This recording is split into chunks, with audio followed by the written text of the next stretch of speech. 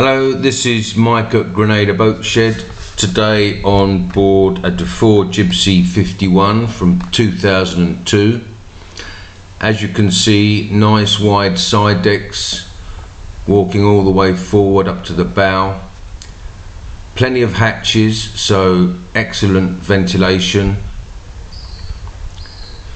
Now looking back across the coach roof, and you can note that the amount of hatches here, so ventilation is good. As said, the spray hood with clear plastic and the bimini above, which gives the cockpit a full cover. Walking back now to the cockpit,